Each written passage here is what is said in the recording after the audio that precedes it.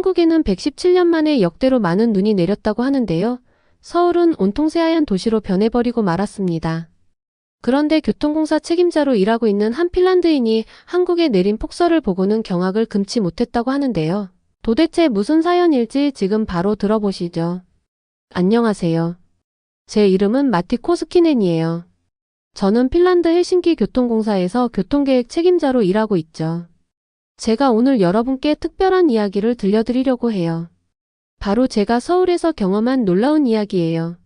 모든 것은 6개월 전 제가 우연히 읽은 한 논문에서 시작됐어요. 서울시 통합교통정보시스템의 혁신적 성과라는 제목의 그 논문은 제 시선을 단번에 사로잡았죠. 솔직히 말씀드리면 처음에는 반신반의했어요. 우리 헬싱키도 세계적으로 인정받는 선진 교통체계를 가지고 있다고 자부하고 있었거든요. 하지만 논문의 내용은 정말 흥미진진했어요. 서울의 교통 시스템이 어떻게 버스와 지하철을 하나의 통합된 시스템으로 운영하는지, 실시간으로 어떻게 정확한 도착 정보를 제공하는지, 그리고 환승할 때 추가 요금이 전혀 없다는 점까지. 특히 놀라웠던 건 단 하나의 앱으로 모든 교통수단의 정보를 확인할 수 있다는 거였어요. 우리 헬싱키는 아직도 버스 회사와 지하철이 별도로 운영되고 있어서 시민들이 각각 다른 앱을 써야 하는 불편함이 있거든요. 환승할 때도 새로 요금을 내야 하고 배차 시간도 제각각이라 시민들의 불만이 적지 않았죠. 실시간 정보도 오차가 커서 개선이 필요한 상황이었어요. 그래서 저는 과감하게 서울 방문을 결정했어요. 사실 처음에는 우리 공사 내부에서도 회의적인 시선이 많았어요. 우리가 배울 게 뭐가 있겠어? 라는 의견도 있었죠. 하지만 저는 확신이 있었어요. 인구 1000만이 넘는 대도시의 교통체계가 이렇게 효율적으로 운영된다면 분명 우리가 배울 점이 있을 거라고요. 서울시 교통정책과에 연락했을 때 그들의 반응이 정말 인상적이었어요. 단순히 시스템을 보여주는 것을 넘어서 실제 운영 현장과 관제센터까지 모두 공개하겠다고 하더라고요. 심지어 교통카드 시스템의 운영 방식까지 상세히 설명해 주겠다고 했어요. 이런 개방성과 자신감이 서울 교통 시스템의 핵심 경쟁력이 아닐까 생각했죠. 일주일간의 서울 방문이 결정됐고 저는 꼼꼼히 준비를 시작했어요. 특히 관심이 있었던 부분은 실시간 교통정보 시스템이었어요. 우리 헬싱키도 실시간 정보를 제공하고는 있지만 정확도가 떨어지는 게 큰 문제거든요. 버스가 5분 후에 온다고 했다가 15분을 기다려야 하는 경우도 많았죠. 서울에 도착하자마자 저는 깜짝 놀랐어요. 인천공항에서 시내로 들어오는 공항철도에서부터 이미 모든 게 달랐거든요. 전광판에는 실시간으로 열차 도착 시간이 표시되고 있었고 심지어 열차 내부의 혼잡도까지 알려주더라고요. 이건 우리도 시도해보려 했지만 실패했던 시스템이었어요. 호텔에 체크인하고 처음으로 한 일은 서울의 교통카드를 구입하는 거였어요. 티머니라고 부르더라고요. 우리 헬싱키의 HSL 카드와 비슷하지만 사용할 수 있는 범위가 훨씬 넓었어요. 편의점에서 물건을 살 때도 쓸 수 있다는 게 신기했죠. 다음날 아침 저는 일찍 일어나 아침 러시아워를 경험해보기로 했어요. 우리 헬싱키도 출근 시간이 되면 꽤 혼잡하지만 서울의 규모는 비교가 안 되니까요. 특히 궁금했던 건 그 많은 인구가 어떻게 큰 혼란 없이 이동하는지였어요. 호텔 로비에서 커피를 마시며 창밖을 바라보는데 정말 놀라운 광경이 펼쳐졌어요. 버스 정류장 전광판에는 실시간으로 버스 도착 정보가 업데이트되고 있었고 제가 다운받은 앱에서도 동일한 정보를 확인할 수 있었어요. 특히 인상적이었던 건 버스가 지연될 경우 그 이유까지 상세히 안내된다는 거였죠. 지하철역으로 향하면서 또 하나 눈에 띈 건 환승 정보였어요. 출구마다 설치된 대형 스크린에는 주변 버스들의 실시간 위치가 모두 표시되고 있었어요. 승객들은 지하철에서 내리기 전에 이미 자신이 탈 버스의 도착 시간을 알 수 있었죠. 이건 정말 획기적인 시스템이라고 생각했어요. 서울교통공사 관계자들과의 첫 미팅은 아침 7시에 시작됐어요. 일찍부터 시작하는 이유를 물어보니 실제 러시아어 상황을 보여주고 싶다고 하더라고요. 관제실에 들어서는 순간 저는 말을 잃었어요. 거대한 스크린에는 서울 전역의 교통 상황이 실시간으로 표시되고 있었고 인공지능이 자동으로 데이터를 분석해 의사결정을 지원하고 있었거든요. 특히 놀라웠던 건 통합관제 시스템이었어요. 버스와 지하철의 정보가 완벽하게 통합되어 있었고 날씨나 도로 상황까지 고려해서 실시간으로 배차 간격이 조정되고 있었어요. 우리 헬싱키에서는 아직 꿈꾸기만 하는 수준의 시스템이었죠. 관제실 구석에는 특별한 모니터가 있었어요. 거기에는 시민들의 실시간 민원과 제안이 올라오고 있었는데 더 놀라운 건 그 의견들이 즉시 검토되고 필요한 경우 시스템에 반영된다는 거였어요. 시민과 시스템이 실시간으로 소통하면서 발전해 나가는 모습이 인상적이었죠. 첫날 방문은 이렇게 시작됐어요. 앞으로 일주일간 저는 더 많은 것을 보고 배우게 되겠지만 첫날부터 이미 충분히 놀라웠죠. 서울의 교통 시스템은 단순히 첨단 기술을 적용한 게 아니라 시민들의 필요를 정확히 이해하고 그에 맞춰 발전해온 것 같았어요. 이건 우리가 진지하게 배워야 할 점이라고 생각했습니다. 서울의 스마트 교통체계를 직접 경험하면서 정말 많은 것을 배웠어요. 두 번째 날부터는 실제로 시스템을 이용하면서 현장 곳곳을 방문했죠. 제가 맡은 헬싱키의 교통 시스템과 비교하면서 보니 차이점이 정말 많이 보였어요. 아침 일찍부터 시작된 현장 방문에서 가장 먼저 둘러본 곳은 지하철 차량기지였어요. 들어서자마자 눈에 띈 건 깔끔하게 정리된 시설과 체계적인 운영 시스템이었죠. 특히 놀라웠던 건 모든 열차에 부착된 IoT 센서였어요. 이 센서들이 실시간으로 열차의 상태를 체크하고 문제가 생길 것 같으면 미리 정비를 한다고 하더라고요. 우리 헬싱키에서도 열차 정비 시스템을 운영하고 있지만 대부분 정기 점검이나 문제가 발생한 후에 수리에 초점이 맞춰져 있어요. 하지만 서울은 달랐죠. 예방정비라는 개념이 완벽하게 구현되어 있었어요. 덕분에 고장으로 인한 운행 중단이 거의 없다고 하더라고요. 점심시간이 되자 김 과장이 흥미로운 제안을 했어요. 지하철역 구내식당에서 식사를 하면서 직원들과 이야기를 나눠보자고요. 저는 흔쾌히 수락했죠. 현장에서 일하는 분들의 생생한 이야기를 들을 수 있는 좋은 기회였으니까요. 구내식당에서 만난 기관사님은 30년 경력의 베테랑이었어요. 그분의 이야기가 특히 인상적이었죠. 예전에는 운전대 잡는 것만으로도 바빴는데 이제는 AI가 많은 부분을 보조해 준다고 해요. 덕분에 승객의 안전과 편의에 더 집중할 수 있다고 하시더라고요. 오후에는 버스 환승센터를 방문했어요. 이곳에서 본 광경은 정말 놀라웠죠. 지하철에서 버스로 갈아타는 승객들의 동선이 완벽하게 설계되어 있었어요. 심지어 우산을 쓰지 않고도 이동할 수 있게 천장이 연결되어 있더라고요. 작은 배려가 돋보이는 순간이었죠. 더 놀라웠던 건 버스 운영 시스템이었어요. 모든 버스에는 GPS와 승객 개소 시스템이 설치되어 있어서 실시간으로 위치와 혼잡도를 파악할 수 있었죠. 이 정보는 바로 승객들의 스마트폰 앱으로 전달되고 있었어요. 우리 헬싱키도 비슷한 시스템을 도입하려 했지만 아직 정확도 면에서 많이 부족한 상황이에요.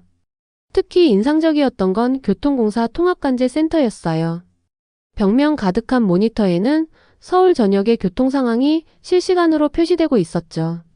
버스와 지하철의 운행 정보는 물론 날씨와 도로 상황까지 한눈에 파악할 수 있었어요. 그런데 더 놀라운 건 따로 있었어요. 관제실 한쪽에 있는 작은 모니터였죠.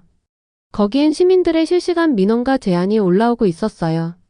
더 특별한 건 그 민원들이 단순히 쌓이는 게 아니라 즉시 검토되고 필요한 경우 시스템에 반영된다는 거였어요. 시민과 시스템이 서로 소통하면서 발전해 나가는 모습이 인상적이었죠. 저녁에는 특별한 경험을 했어요. 퇴근 시간대에 실제로 버스와 지하철을 번갈아 타면서 환승 시스템을 체험해 봤거든요. 우리 헬싱키였다면 환승할 때마다 다시 요금을 내고 배차 시간이 맞지 않아 한참을 기다려야 했을 텐데 서울은 달랐어요. 교통카드 한 장으로 모든 게 해결되고 환승도 기다림 없이 자연스럽게 이뤄졌죠. 강남역에서는 특별한 광경을 목격했어요. 출구마다 설치된 대형 스크린에는 주변 버스들의 실시간 위치가 표시되고 있었어요. 승객들은 지하철에서 내리기 전에 이미 자신이 탈 버스의 도착 시간을 알 수 있었죠. 헬싱키에서는 상상도 못할 편리함이었어요. 홍대 입구역으로 이동하면서 또 다른 발견을 했어요. 환승 통로에 설치된 무빙워크가 인상적이었죠. 긴 환승 거리를 편하게 이동할 수 있게 해주는 이 시설은 노약자나 짐이 많은 승객들을 위한 세심한 배려였어요. 더 놀라웠던 건 이 시설의 운영 방식이었어요. 출퇴근 시간에는 양방향으로 모두 가동하지만 그 외 시간에는 이용객이 많은 방향으로만 가동해서 에너지를 절약한다고 해요. 첨단 기술과 효율성, 그리고 환경까지 고려한 운영 방식이 인상적이었죠. 밤이 되어 호텔로 돌아오는 길에 한 장면이 눈에 띄었어요. 한 영무원이 길을 헤매는 외국인 관광객에게 영어로 친절하게 길을 설명해주고 있더라고요. 단순한 안내가 아니라 가장 편한 환승 경로까지 상세히 알려주는 모습이 인상적이었죠. 이날 하루 동안 본 서울의 교통 시스템은 단순히 첨단 기술의 집합이 아니었어요. 시민들의 필요를 정확히 이해하고 그에 맞춰 지속적으로 발전해온 살아있는 유기체 같았죠. 이런 시스템을 만들어낸 서울의 저력이 놀라웠어요. 우리 헬싱키가 배워야 할 점이 정말 많다고 생각했답니다. 세 번째 날 기상청에서는 117년 만에 기록적인 폭설이 예고됐다고 해요. 저는 솔직히 처음에는 그렇게 큰 걱정을 하지 않았어요. 우리 헬싱키는 연평균 적설량이 75cm가 넘고 겨울이면 늘 폭설과 싸우면서 도시를 운영하거든요. 아마 우리보다는 덜 체계적일 거야 라고 생각했죠. 하지만 그건 제 큰 오산이었어요. 그날 밤 호텔 로비에서 커피를 마시며 창밖을 바라보고 있었는데 갑자기 하늘에서 한방눈이 쏟아지기 시작했어요. 시간이 지날수록 눈은 점점 더 거세져 갔죠. 우리 헬싱키 같으면 이 정도 눈이 오면 다음날 아침 교통대란은 불보듯 뻔한데 서울은 어떻게 대처할지 궁금했어요. 놀랍게도 서울시는 이미 움직이고 있었어요. 눈이 내리기도 전인 저녁부터 제설차들이 주요 도로에 염화칼슘을 뿌리고 있었거든요. 우리도 비슷한 시스템을 가지고 있지만 보통은 눈이 어느 정도 쌓인 다음에야 대응을 시작하죠. 새벽 2시 잠이 오지 않아 로비로 내려갔더니 더 놀라운 광경이 펼쳐졌어요. 거리는 이미 하얗게 변해 있었는데 곳곳에서 제설 작업이 한창이었어요. 특히 인상적이었던 건 지하철역 입구와 버스 정류장 주변이었죠. 누군가가 벌써 깨끗하게 치워놓았더라고요. 호텔 직원에게 물어보니 서울시가 새벽 1시부터 비상근무체계로 전환했다고 해요. 모든 구청과 동사무소가 비상연락망을 가동하고 제설 차량은 미리 지정된 구역으로 배치됐다고 하더라고요. 이런 체계적인 시스템이 있다는 게 정말 인상적이었어요. 새벽 4시 저는 용기를 내서 밖으로 나가봤어요. 영하의 날씨였지만 거리에는 따뜻한 기운이 느껴졌죠. 주변 상점 주인들이 하나둘씩 나와서 자기 가게 앞을 쓸고 있었거든요. 더 놀라웠던 건 서로 도우면서 작업하는 모습이었어요. 한 카페 주인이 옆 세탁소 아주머니에게 따뜻한 커피를 건네고 그 옆 편의점 직원이 삽을 빌려주는 모습을 봤어요. 우리 헬싱키에서는 상상하기 힘든 광경이었죠. 보통은 각자 자기 구역만 신경 쓰거든요. 아침이 되자 출근길 인파가 하나둘 모이기 시작했어요. 버스는 평소보다 조금 지연됐지만 실시간 도착 정보가 정확하게 안내되고 있었고 지하철은 정상 운행을 하고 있었죠. 이 정도 폭설에도 대중교통이 거의 정상적으로 운영된다는 게 놀라웠어요. 서울시청으로 출근하면서 보니 주요 도로는 이미 대부분 치워져 있었어요. 제설차들이 밤새도록 작업한 덕분이었죠. 특히 버스 전용차로는 한 점의 눈도 없이 깨끗했어요. 버스가 정시에 운행될 수 있도록 특별히 신경 쓴 것 같았어요. 시청 교통정보가 관계자들과 만났을 때 그들은 이미 피곤해 보였어요. 밤새 비상근무를 했다고 하더라고요. 관제실에서는 실시간으로 제설 현황과 교통 상황을 모니터링하고 있었고 문제가 생기면 즉시 대응팀을 투입한다고 해요. 특히 인상적이었던 건 시민 제보 시스템이었어요. 스마트폰 앱을 통해 시민들이 미처리된 구역을 신고하면 가장 가까운 제설팀이 바로 출동한다고 하더라고요. 시민과 행정이 실시간으로 소통하면서 문제를 해결하는 모습이 인상적이었죠. 점심시간 식당에서 만난 시청 직원분께 궁금한 점을 여쭤봤어요. 어떻게 이런 체계적인 시스템을 만들 수 있었는지 말이에요. 그분의 대답이 인상적이었죠. 과거의 실패에서 배웠어요. 한번 큰 폭설로 도시가 마비됐을 때 시민들이 얼마나 고생했는지 잊을 수가 없거든요. 오후가 되자 눈은 더욱 거세져 갔어요. 하지만 도시는 여전히 정상적으로 움직이고 있었죠. 특히 놀라웠던 건 시민들의 모습이었어요. 버스 정류장에서는 서로 미끄러지지 않도록 부축하고 지하철역 계단에서는 노인분들의 손을 잡아드리는 모습을 볼 수 있었어요. 저녁이 되어 호텔로 돌아오는 길 제가 본 광경은 평생 잊지 못할 거예요. 눈은 계속해서 내리고 있었지만 도시는 마치 춤을 추듯 질서정연하게 움직이고 있었거든요. 지하철과 버스는 정시에 운행되고 환승도 문제없이 이루어지고 있었어요. 문득 1년 전 헬싱키의 모습이 떠올랐어요. 비슷한 수준의 폭설이 왔을 때 우리 도시는 꼬박 이틀 동안 마비됐었죠. 제설 시스템은 있었지만 시민들과의 협력이 부족했어요. 각자 도생이라고 할까요? 그래서 더더욱 서울의 모습이 놀라웠던 것 같아요. 이날의 경험은 제게 큰 깨달음을 주었어요. 폭설 대응은 단순히 장비와 시스템의 문제가 아니었어요. 시민들의 자발적인 참여와 서로를 배려하는 마음, 그리고 그것을 뒷받침하는 체계적인 시스템이 삼위일체를 이룰 때 비로소 도시는 어떤 날씨에도 멈추지 않고 움직일 수 있다는 걸 깨달았어요. 서울 방문 나흘째 되는 날, 저는 시민들의 자발적인 제설 작업 현장을 직접 경험하게 됐어요. 호텔 주변 상인분들이 새벽부터 함께 제설 작업을 하는데 동참해보지 않겠냐고 제안해 주셨거든요. 새벽 3시 추운 날씨에도 불구하고 상인분들은 이미 모여 계셨어요. 호텔 앞 카페 주인 김철수 씨를 비롯해 주변 가게 사장님들이 삽을 들고 나와 계시더라고요. 매켓이 추운데 일찍 나와주셔서 감사합니다 라는 그분들의 따뜻한 인사가 새벽 공기를 데웠죠. 처음에는 많이 서툴렀어요. 눈을 치우는 방법도 잘 몰랐고 한국어로 대화하는 것도 쉽지 않았죠.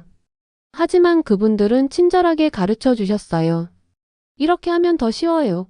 여기는 제가 할게요 라며 조용히 알려주시는 모습에 감동했답니다. 새벽 4시가 되자 우리는 벌써 호텔 앞거리와 주변 버스 정류장까지 깨끗이 치웠어요. 김철수 씨가 따뜻한 커피를 건네며 이야기를 나눴죠. 우리가 치우지 않으면 출근하는 사람들이 불편할 거예요. 게다가 누군가 미끄러지기라도 하면 안 되잖아요. 라는 그의 말씀에 절로 고개가 끄덕여졌어요. 도로를 바라보니 제설 차량들이 끊임없이 움직이고 있었어요. 밤새도록 도로를 누비는 제설차들은 마치 춤을 추듯 질서정연하게 움직였죠. 우리 헬싱키에서도 제설차를 운영하지만 이렇게 체계적으로 움직이는 건 처음 보았어요. 주요 도로는 제설차가, 골목길은 주민들이 이렇게 역할을 나누어 도시 전체를 관리하고 있다는 게 인상적이었습니다. 특히 감동적이었던 건 지역 어르신들의 참여였어요. 새벽 5시쯤 되자 근처에 사시는 할아버지, 할머니들이 삽을 들고 나오셨더라고요. 처음에는 건물 관리인인 줄 알았는데 알고 보니 자발적으로 나오신 거였어요. 젊은 사람들이 출근하느라 바쁜데 우리라도 도와야지라며 웃으시던 할아버지의 표정이 아직도 선명해요. 더 놀라웠던 건 이게 일회성이 아니라 매일 있는 일이라는 거였죠. 매일 이른 아침마다 나오셔서 동네 골목길을 정리하신다고 해요. 오전이 되자 초등학생들이 등교하기 시작했어요. 아이들은 눈 치우시는 어르신들께 반갑게 인사하고 지나갔죠. 어떤 아이들은 잠시 멈춰 서서 도와드리기도 했어요. 세대를 넘어 이어지는 공동체 정신을 보는 것 같았죠. 점심시간에 특별한 광경을 목격했어요. 사무실 건물 앞에서 노인분들이 함께 눈을 치우고 계셨거든요. 궁금해서 다가가 여쭤보니 매일 이렇게 하신다고 해요. 교통공사 직원들도 이분들을 잘 알고 있었어요. 매일 아침마다 따뜻한 커피를 건네고 때로는 도시락도 나눠주신다고 하더라고요. 한 할머니께서는 주머니에서 귤을 꺼내 저에게 나눠주셨어요. 핀란드에서 오신 손님이니 더 드세요라며 건네주신 그 귤이 이제까지 먹어본 겨울 과일 중 가장 달콤했답니다. 할아버지 한 분이 재미있는 이야기를 해주셨어요. 60년대에는 동네 사람들이 모두 나와서 눈을 치웠다고 해요. 그때는 장비도 없고 가난했지만 서로 돕는 게 당연했다고 하시더라고요. 지금은 많은 것이 바뀌었지만 그 마음만은 그대로라는 말씀이 가슴에 와닿았어요. 해가 저물 무렵 퇴근하는 회사원들이 노인분들께 감사 인사를 건넸어요. 어떤 분은 과자를, 어떤 분은 따뜻한 핫팩을 건네기도 했죠. 호텔로 돌아오는 길에 또 다른 특별한 광경을 목격했어요. 한 버스 정류장 앞에서 인근 가게 주인들이 모여 눈을 치우고 있더라고요. 궁금해서 발걸음을 멈추고 이야기를 나누어 보았어요. 10년 넘게 이어온 일이라고 하시더군요. 가게를 찾아오는 손님들이 미끄러질까봐 걱정돼서요라는 말씀에서 진심이 느껴졌어요. 행정적인 규제나 의무가 아닌 순수한 배려에서 시작된 습관이라는 게 더욱 인상적이었죠. 이날 경험은 제게 큰 깨달음을 주었어요. 도시의 제설 작업은 단순히 행정의 영역이 아니었어요. 시민들의 자발적인 참여와 세대를 아우르는 공동체 정신이 있었기에 가능한 일이었죠. 우리 헬싱키도 이런 공동체 정신을 배워야 할 것 같다는 생각이 들었답니다. 이런 시민들의 자발적인 참여는 단순히 눈을 치우는 것 이상의 의미가 있었어요. 이웃과 이웃이 서로 돕고 세대와 세대가 어우러지며 지역 공동체가 살아 숨쉬는 모습을 볼 수 있었거든요. 이것이야말로 제가 서울에서 발견한 가장 큰 보물이 아닐까 싶어요. 서울 방문 마지막 날, 저는 이 도시에서 배운 모든 것을 정리하며 진정한 스마트 시티의 의미를 되새겨보게 됐어요. 특히 폭설이라는 예상치 못한 상황을 겪으면서 기술과 시민의식이 조화를 이루는 모습이 깊은 인상을 남겼죠. 아침 일찍 서울시청을 마지막으로 방문했어요. 관계자들과 함께 그동안의 경험을 공유하는 시간을 가졌죠. 제가 본 서울의 모습을 이야기하자 그들은 겸손하게 말했어요. 아직도 부족한 점이 많습니다. 하지만 시민들과 함께라면 계속해서 발전할 수 있을 거예요. 특히 인상적이었던 건 그들의 발전 과정이었어요. 처음부터 완벽한 시스템을 가진 게 아니었다고 해요. 수많은 시행착오를 겪으면서 시민들의 피드백을 꾸준히 반영해 지금의 모습을 만들어냈다고 하더라고요. 통합관제센터에서 마지막으로 본 화면들이 아직도 선명해요. 실시간으로 업데이트되는 교통정보, 날씨에 따른 대응 시스템, 시민들의 의견을 즉시 반영하는 피드백 창까지. 이 모든 것이 유기적으로 연결되어 있었죠. 점심은 일부러 지하철역 구내식당에서 먹었어요. 평소 같으면 그냥 지나쳤을 광경들이 이제는 새롭게 보이더라고요. 역무원들의 친절한 안내, 시민들의 질서 있는 모습, 깨끗하게 정리된 환경까지. 모든 게 하나의 큰 그림을 이루고 있었어요. 오후에는 마지막으로 버스 환승센터를 둘러봤어요. 이번에는 단순히 시설을 보는 게 아니라 그 안에서 움직이는 사람들의 모습에 집중했죠. 버스 기사님들의 친절한 안내, 승객들의 배려, 청소하시는 분들의 부지런한 손길까지. 특히 눈이 내리는 상황에서도 흐트러짐 없이 운영되는 모습이 인상적이었어요. 우리 헬싱키도 첨단 장비와 시스템을 가지고 있지만 서울처럼 사람과 기술이 조화롭게 어우러지지는 못했거든요.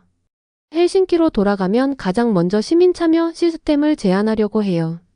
첨단 장비를 들여오는 것도 중요하지만 결국 도시를 움직이는 건 사람이라는 걸 이곳에서 배웠으니까요. 시스템은 도구일 뿐 그것을 의미 있게 만드는 건 결국 그 안에 담긴 따뜻한 마음이라는 사실을 말이에요. 서울의 교통 시스템이 특별한 이유는 단순히 첨단 기술 때문이 아니었어요. 시스템을 운영하는 사람들의 마음가짐, 그리고 그것을 이용하는 시민들의 성숙한 시민의식이 있었기에 가능한 거였죠. 마지막 날 저녁 호텔 로비에서 창밖을 바라보며 이번 방문의 의미를 곱씹어봤어요. 여전히 눈은 내리고 있었지만 이제는 그저 차가운 눈발로 보이지 않았어요. 이 눈을 대하는 서울 시민들의 따뜻한 마음가짐, 그리고 그들과 함께 움직이는 도시의 시스템이 만들어내는 특별한 조화. 그 속에 담긴 진정한 의미를 이제야 알 것 같았어요. 이번 서울 방문은 제게 큰 깨달음을 주었어요. 스마트 시티는 단순히 첨단 기술을 도입하는 게 아니었어요. 시민들의 필요를 정확히 이해하고 그들의 참여를 이끌어내며 끊임없이 소통하고 발전해가는 과정 그 자체였죠. 특히 폭설이라는 예상치 못한 상황에서 보여준 서울의 저력은 잊을 수 없을 거예요. 시민들의 자발적인 참여, 체계적인 대응 시스템, 그리고 그 모든 것을 가능하게 한 따뜻한 공동체 정신까지. 이것이야말로 진정한 스마트 시티의 모습이 아닐까요? 공항으로 가는 길, 택시기사님께서 재미있는 말씀을 해주셨어요. 서울이 이렇게 발전한 건 시민들 덕분이에요. 우리가 불편한 걸 참지 않고 계속 개선을 요구했거든요.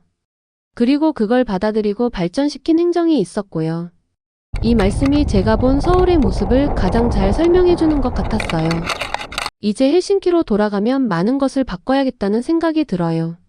단순히 시스템을 업그레이드하는 게 아니라 시민들의 참여를 이끌어내고 그들의 목소리에 귀 기울이는 것부터 시작해야겠죠. 그리고 무엇보다 서울에서 보았던 그 따뜻한 공동체 정신을 우리 도시에서도 만들어내고 싶어요. 결국 진정한 스마트 시티는 기술과 사람이 조화를 이루는 곳이라는 걸 깨달았어요. 그리고 그 조화를 만들어내는 건 결국 시민들의 참여와 관심, 그리고 서로를 배려하는 마음이라는 것도요. 이것이 제가 서울에서 배운 가장 큰 교훈이었답니다. 지금까지의 사연 어떻게 들으셨나요? 다음에 더 재밌는 사연으로 돌아오겠습니다. 감사합니다.